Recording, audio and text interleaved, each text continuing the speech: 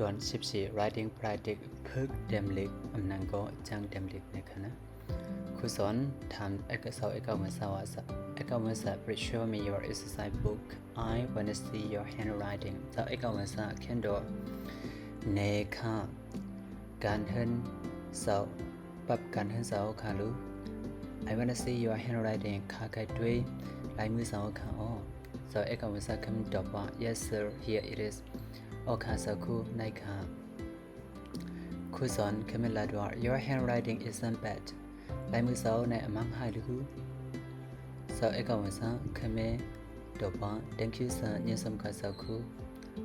ครูสอนคำถามสาวธรรมศาสตร์ว่าธรรมศาสตร์ what for your handwriting exercise สาวธรรมศาสตร์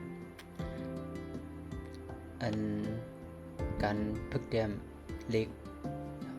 การเห็นพิดเดมเล็กสาวก็เป็นคือกันละ Sir, I practice my handwriting a lot โอเคสักครู่ข้าพึกลายมือข้ากำขาตั้งข้าพึกลายมือข้านำข้าออก I write each letter many times ยาวก็ข้อความกูข้อข้าเตรียมนำข้าออกครูสอนคำลาดว่า Oh that's very good อ๋อในลีได้ข้าออก How many times do you write it for each word เพราะนั้นข้อความกูข้อในเสาคัดใส่เตรียมหลายคำค้าธรรมศาสตร์ขึ้นตอบว่า I don't know how many times หลายคำได้ก็ข้ามุค่ะ But quick I write every word for a second line ข้อความกูข้อในข้าคัดใส่เตรียมsit down ในข้อ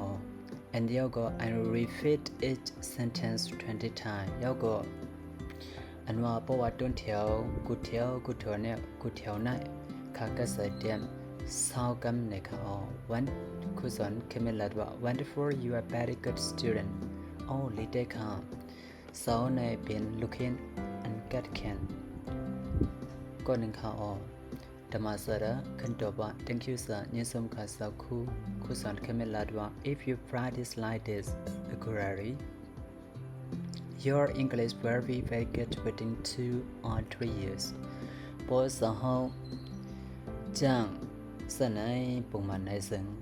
อังกฤษสาวในดอง2 ปี3 ปีในที่ลีดได้ข้อที่เขียนได้ข้ออันไหนได้เป็นตอน